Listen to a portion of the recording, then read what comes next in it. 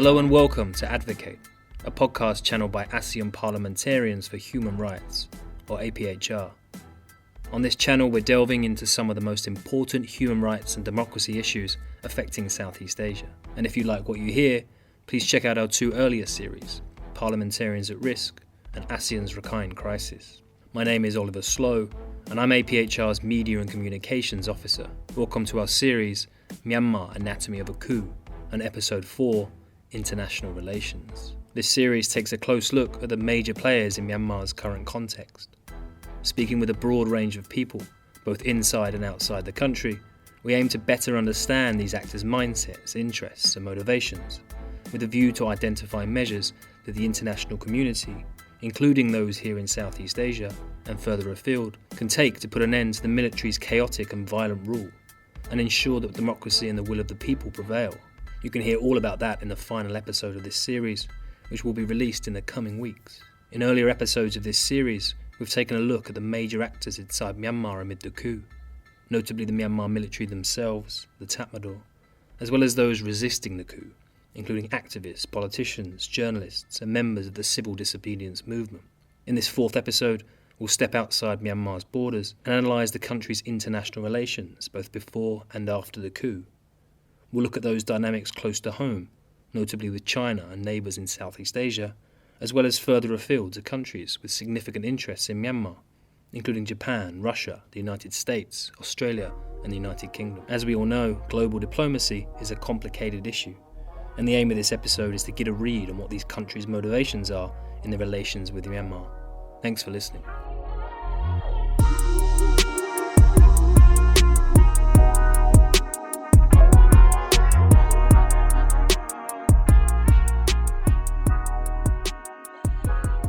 Myanmar and China share a border that runs more than 2,000 kilometres, or about 1,300 miles. In Myanmar, it starts in the far north of Kachin State, running east and southeast before it ends at Shan State.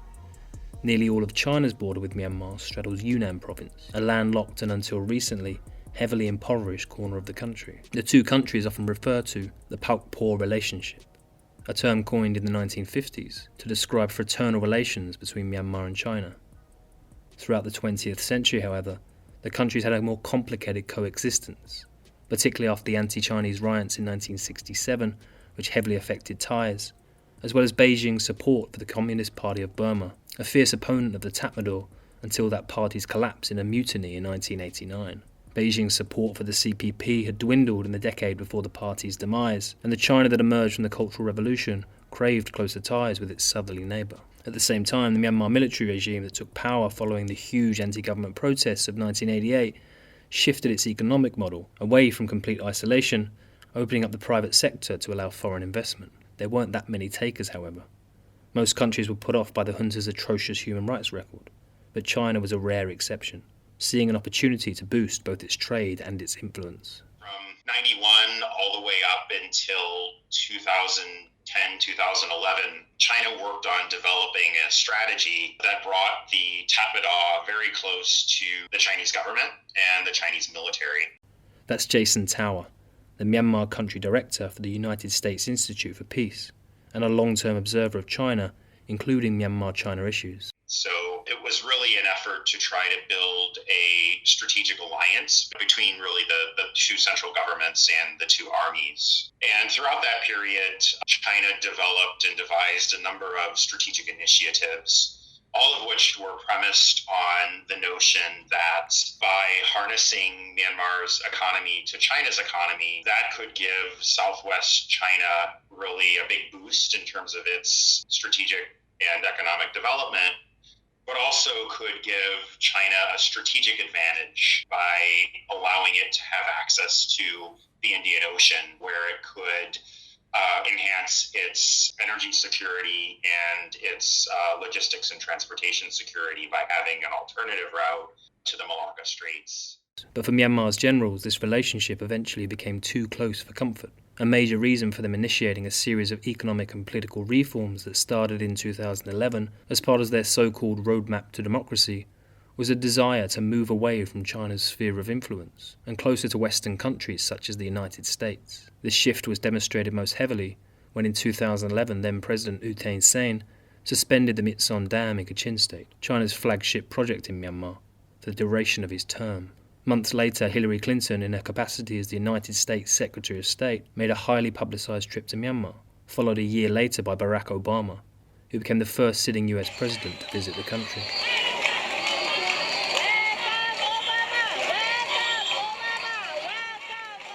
As a result of this shift in dynamics, China's approach in Myanmar reached a crisis point, according to Tower. Essentially, that entire strategy proved to be no longer possible. You had suddenly a Tatmadaw that was supposed to be an ally that could provide high levels of security and support to Chinese investments, now gradually becoming more oriented towards the West. So this period saw China gradually shift to try to build more diverse relationships with the different political parties in country. It saw China try to manage the crisis as it saw the US and other Western actors, including also Japan, Korea, get much more deeply involved. And it really tried to recalibrate its diplomacy extensively in country. This time the strategy worked. Beijing was able to cultivate a close relationship with Aung San Suu Kyi's National League for Democracy after its resounding 2015 electoral victory. Ties were strengthened even further as China shielded Myanmar from international censure amid outrage at its treatment towards the Rohingya in 2016 and 2017. So by 2017, China more or less had managed to successfully build pretty strong relationship with the NLD government and to advance its strategic ambitions that date all the way back to the early 90s. It managed to really get those back on track once again. So the relationship with the NLD grew stronger, I would say, from 2015 to 2020. Then came the coup. In the first few weeks after it took place, there were widespread rumours in Myanmar that China had been responsible, or at least supportive of it. Yet this is almost certainly not the case. China's relationship with Myanmar has long been a complicated one, and yet it's difficult to look at the current situation and see how Beijing benefits. Here's Jason Tower again. First of all, China has over $100 billion in strategic investments that are predicated on being able to successfully develop this connectivity corridor through the country. This includes, the pipeline project, which is already functional and is a multi-billion-dollar project, but also massive industrial zones in the China-Myanmar border area, as well as plans for railroads, highways, major port facilities in Yangon and in Chapyu. In addition to threatening China's economic interests in Myanmar, the coup has also created widespread insecurity at the Myanmar China border, where numerous ethnic armed groups, many reliant on China, operate, not to mention the rather cosy relationship Beijing had established with the NLD. China actually had a pretty good deal in terms of the NLD was supporting the Chinese government's position on a wide range of issues, including even on Taiwan, Hong Kong, Tibet, and Xinjiang related issues, and largely had gone farther really than any other country around the world in terms of its willingness to collaborate with China on the BRI. BRI is a reference to China's huge Belt and Road Initiative. China has, I think, effectively adopted a wait-and-see type of stance to the coup during the first month. And gradually that shifted. I think it shifted particularly as it started to observe that there wasn't really a return to that original status quo, that the likelihood of the Tatmadaw suddenly releasing Aung San Suu Kyi and releasing the political leadership and engaging in some sort of political dialogue was not really possible. And then it's shifted much more to providing protection to the Tatmadaw. So why would China want to protect the Tatmadaw? After all, it's not exactly an institution renowned for competence in boosting the economy, nor for ensuring stability, the two things China says it craves most in Myanmar. And I think that China has concerns about, an extremely reform-oriented government then facing, off with a lot of those different armed groups in the China border areas.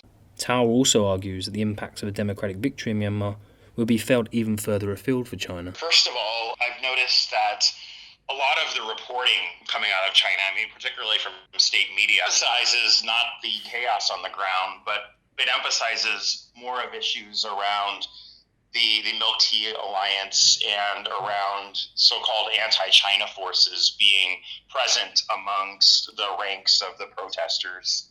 The Milk Tea Alliance, which started amid the 2020 Hong Kong protests, is a loose affiliation of democratically minded activists in places such as Taiwan, Thailand and Myanmar.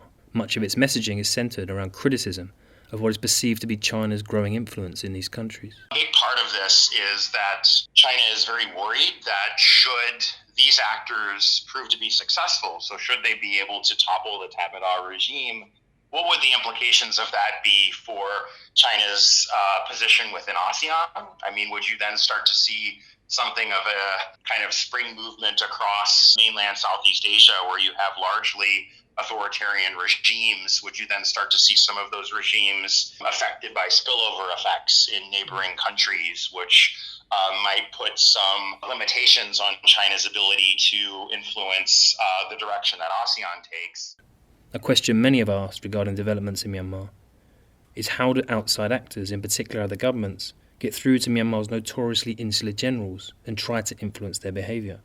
Richard Horsey, a long-term observer on Myanmar, argues that of all the countries that can achieve that, China is the most realistic option. Well, I think China has a very significant potential role to play. China is the only country that has real serious leverage in Myanmar because of its size and proximity. In particular, China believes that Myanmar is its backyard. It's not about to get behind multilateral initiatives. It's not about to allow the situation in Myanmar to be dealt with primarily in the United Nations Security Council, for example. Whatever China does, it'll do bilaterally and largely behind closed doors.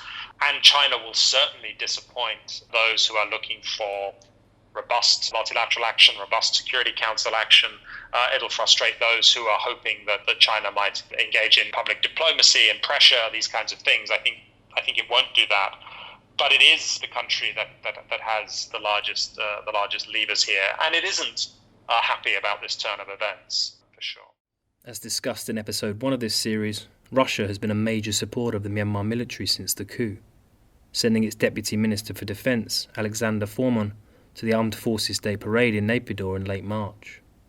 During a meeting with Min Aung Hlaing on the day the junta leader's troops were gunning down hundreds of people across the country, Foreman called Myanmar a, quote, reliable ally and strategic partner to Russia, Southeast Asia and the Asia-Pacific region. In contrast to China's more complicated relationship with Myanmar, Russia's interests are largely commercial, although there's no doubt it will see benefits in having a military ally in the Indo-Pacific region. Between 2014 and 2019, a study by the Stockholm International Peace Research Institute found that Russia was the source of almost a fifth of the weaponry procured by Myanmar. Moscow also provides army training and scholarships to Myanmar military officials. Much ink has been spilled about China's and Russia's veto rights at the UN Security Council, which they are granted as permanent members alongside France, the United Kingdom and the United States. To the surprise of some observers, however, the Security Council has spoken out about the situation in Myanmar, expressing deep concern at the situation and strongly condemning the use of violence against peaceful protesters. Yet 3.5 months after the coup took place, and after almost 800 deaths, in reality the Council has offered nothing but words. Rights groups, including APHR, have urged the Council to impose a comprehensive global arms embargo on Myanmar. China and Russia have not yet needed to use the veto most expect them to utilise on this issue, simply because a motion hasn't yet been raised by the other members. Speaking at a launch at the Special Advisory Council for Myanmar, an online webinar in February, Yang Hee Lee, a former UN Special Rapporteur on Myanmar, criticised the Security Council, in particular the veto granted to China and Russia. I've been a huge criticizer of the Security Council for what it's done or more for what it's not doing in light of the situation in Myanmar. The Security Council, I think with China and Russia's veto power, will not move an inch forward. This is a good time for a complete review of the UN Security Council system. How can, in this day and age, can we have a permanent member who has a permanent veto power? And these are the two biggest countries that have many issues themselves and exercise a lot of power over other parts of the world. Speaking at the same event, Chris Sadotti, who is also a member of the Advisory Council, said the Security Council's response to the crisis in Myanmar would be a major test for China. The Security Council's dealing with Myanmar, more than anything else, is a test for China. China has said that it is interested in stability in Myanmar. That's its primary concern, peace and stability. The greatest threat to peace and stability in Myanmar is the Tatmadaw. If China is to be believed, if China wants to be taken seriously as a major power in Asia, it has to stand by its words. And if it wants peace and stability, we are right to expect that it will act for that within the Security Council. So this is a test for China. Another major actor in Myanmar in recent years is Japan, in particular Japanese businesses, who have made substantial investments in areas including manufacturing, finance, oil and energy, construction and many more. In the early 2000s, there were only a handful of Japanese companies operating in Myanmar, according to Tepe Kesai, a program officer for the Asia division of Human Rights Watch. However, by around 2011, that figure had grown exponentially to around 400, as Japanese companies looked to take advantage of the expected economic growth in the country. In Japan, you have this association called Japan-Myanmar Association, and a lot of its board members are actually former politicians, board members of major Japanese corporations. So what they have done in the past is they've, actually invited Commander-in-Chief of the Myanmar military, Min Aung Hlaing, to Japan. They've enabled a lot of Japanese companies to invest into Myanmar. And so you have this direct pipe between the private sector and the Japanese government. The Japanese government has actually worked in tandem with, not necessarily with the association, but with the private sector in terms of, enabling investments while kind of catering to the Myanmar government. And this has been happening way before the coup. In late 2016, during a visit to the country by Aung San Suu Kyi, then Prime Minister Shinzo Abe promised to provide 800 billion yen, or more than $7 billion to Myanmar over a 5-year period for peace building and development efforts. Tepe argues that when the Rohingya crisis reached its peak in mid-2017, the Japanese government whitewashed the situation by encouraging its private sector to continue investing in Myanmar. From my perspective, I think this coup, obviously it did not happen in a vacuum, right? There were a lot of events that were leading up to this coup. And I think the Rohingya refugee crisis was a major event which showed us that, the military is obviously not under civilian control, will actually go out and kill, rape, and burn villages. Japan has really close ties with the Myanmar government as well as the military, right? I mean, that's kind of what they like to brag about, right? They like to say, hey, we're in a different position than, for example, a lot of the Western countries, and even with China, right? They say, hey, we're actually pretty close to Myanmar and the military. We actually have a pipeline where we can engage with them, we can have a dialogue, we can pressure them to do the right thing. Yet, given how ineffective this apparent pipeline has been in getting through to Myanmar's generals and convincing them to halt their violence against its people, Tepe questions how much a direct line to the military Japan really has. It's been over 2 months since the coup happened. And so my perspective is that this channel is, basically just for show, right? It's just for show. Basically, it's very convenient for the Japanese government to say, hey, we're not going to be tough on Myanmar because we want to maintain this channel with the military. And then it's also great for the military as well, right? Because they can say, hey, no, we're actually engaging with Japan. We're a legitimate, state actor. We're not just some random military taking over the country. We're actually engaging with a foreign government. Some Japanese companies have taken action since the coup, most notably the brewer Kirin, which announced it would sever its ties with the military conglomerate Myanmar Economic Holdings Limited, or MEHL, under its joint venture. Yet Tepe and other activists are calling on the Japanese government and companies to do more, in particular to stifle the junta's finances, including by placing sanctions on MEHL and the military's other conglomerate, MEC, as well as looking closely at its overseas assistance program to ensure that no funds are being delivered to the military. Some countries have been a little more proactive in responding, notably by taking actions against the military's business interests. For example, the United States, the United Kingdom and the European Union have all placed targeted sanctions against both MEHL and MEC. The US has also placed sanctions on state-backed enterprises in the areas of gems, timber and pearls. In the previous years of junta rule in Myanmar, countries such as the US and the UK took leading roles and were some of the most prominent globally in terms of taking action and drawing attention to the issue. It's also worth noting that the UK had colonised Burma for several decades, and many of the issues the country faces today can be traced back, in one form or another, to the legacy of colonial rule. The world stage has changed significantly since then, however, and the reality is that it's those countries located closer to Myanmar who are more likely to have an impact on the current situation. Despite that, activists argue that governments in Washington and London, for example, can still take action and contribute in their own way to the democratic cause in Myanmar. Here's Corinne Volterson, campaign manager for advocacy group Burma Campaign UK. Well, traditionally, the UK used to lead on Burma quite strongly on the international arena. They would take a position, for example, they wouldn't start like they do now. They seem to be very reluctant to commit to anything that they might think will be difficult for them to get through internationally. So before, for example, Britain would support the calls for a commission of inquiry into war crimes and crimes of humanity in Burma. Britain would be one of the countries that supported that, and then you could go out and sort of build wider support for that position. It was a more sort of bolder approach, and it wasn't about trying to gauge what can we get through, what do other people think before Britain presented, their own ideas and took leadership, and that leadership has gone. Calls being made by Burma Campaign and other rights groups in the UK include expanded sanctions against Myanmar military business interests, including in the timber and gems sectors, as well as the push for a global arms embargo to be raised in the Security Council.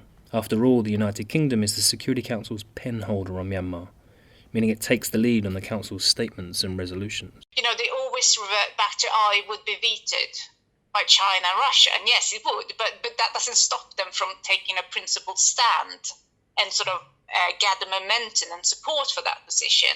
They got their own weapons embargoes, and they've said in answers to parliamentary questions and that they don't think any country should sell weapons to Burma, which is good.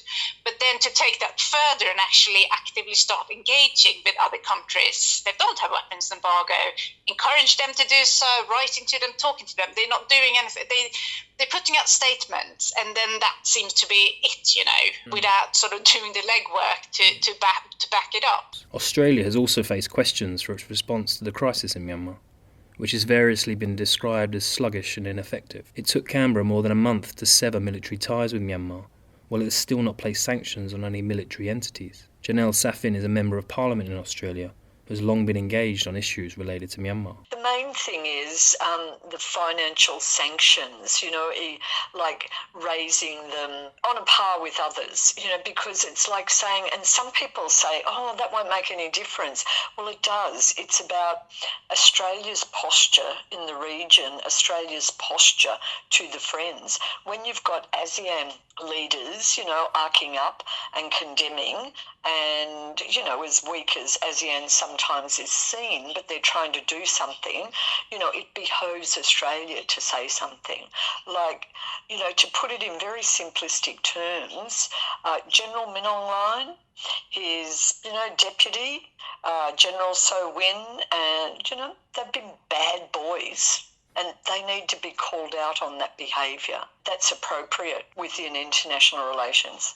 Encouragingly, the Australia government recently announced that it will extend the visas of Myanmar nationals living in the country, a welcome relief for many who feared they could be arrested for their activism if forced to return. While there's also a campaign by activists in Australia for children of junta leaders living there to be investigated and ultimately deported. As an Asia-Pacific nation located on Southeast Asia's doorstep, Janelle Safin said that Australia has a responsibility to act because what's happening in Myanmar is effectively taking place in their own backyard. We live in the region, and we have strong relationships within the region.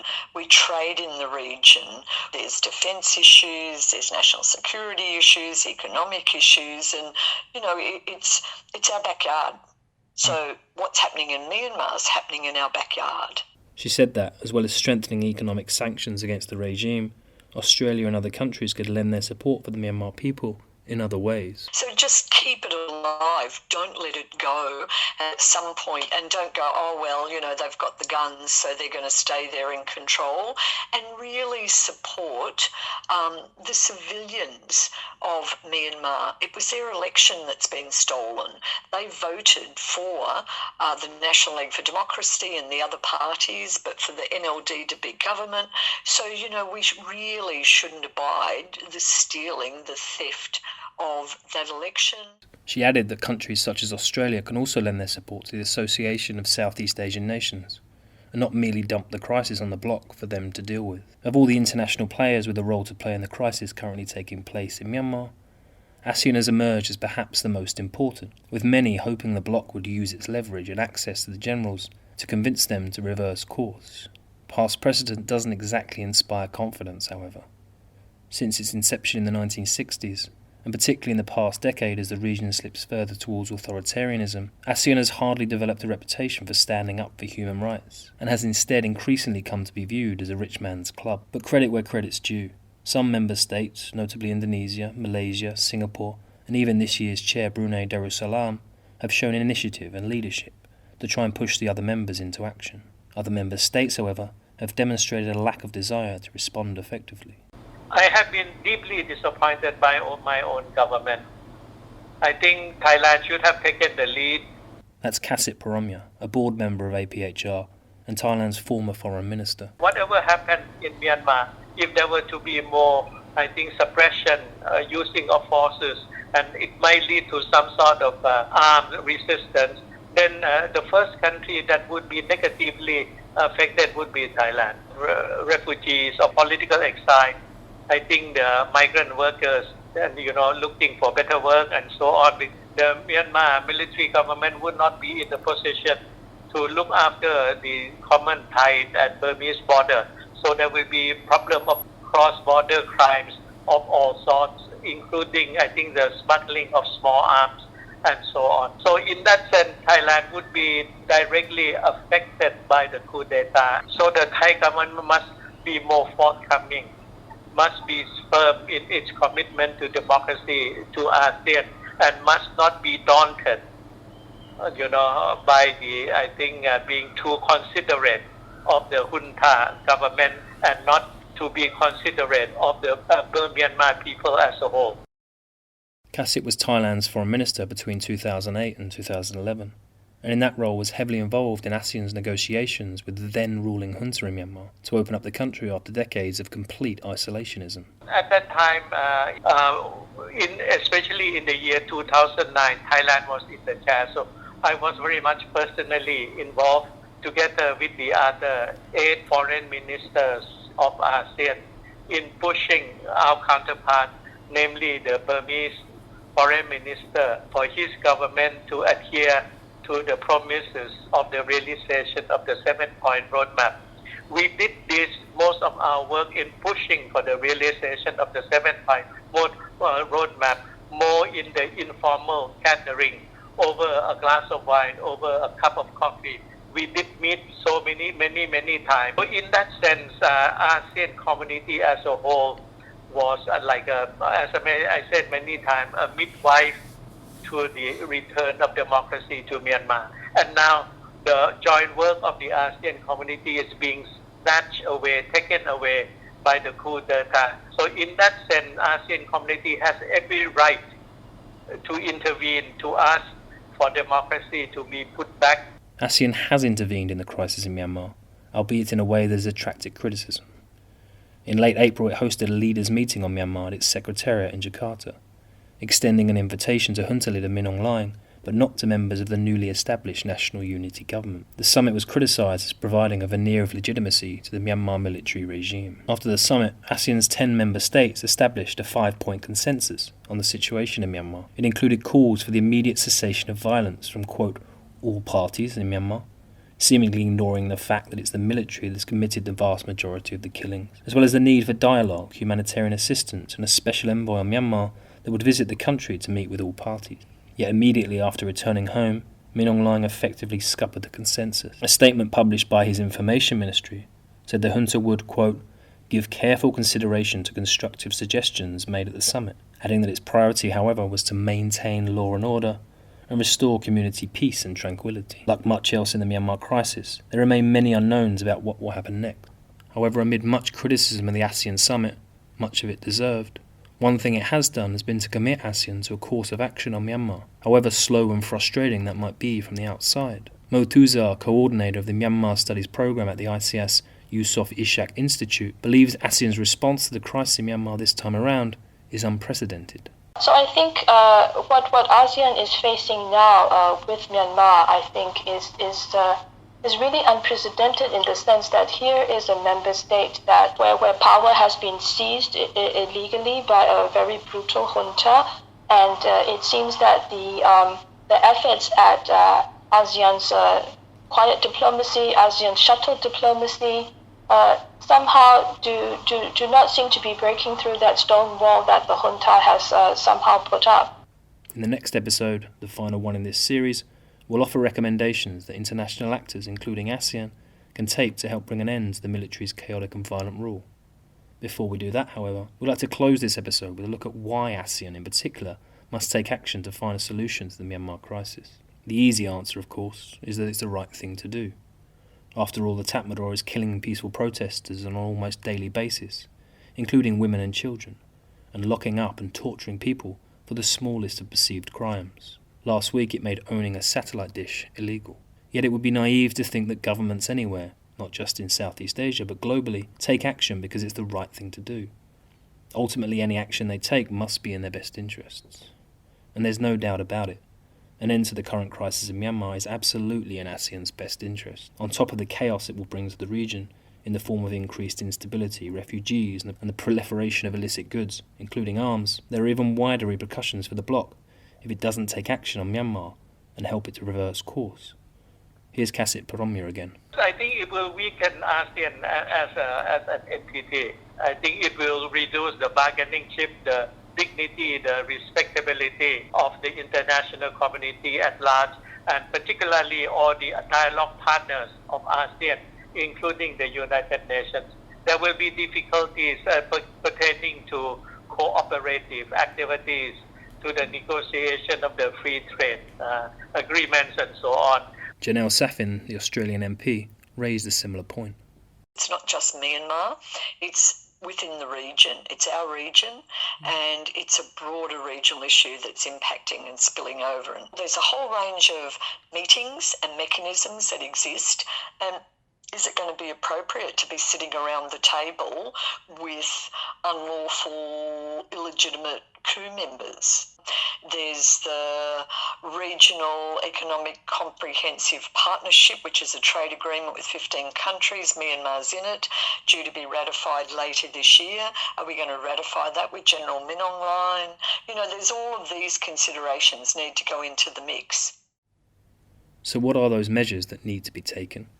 Join us next time in the final episode of this series as we put forward recommendations to members of the international community, including ASEAN but also further afield, to ensure that they can contribute to effective change in Myanmar, support the efforts taking place on the ground, and help put an end to the military's violent and chaotic rule. Thanks for listening.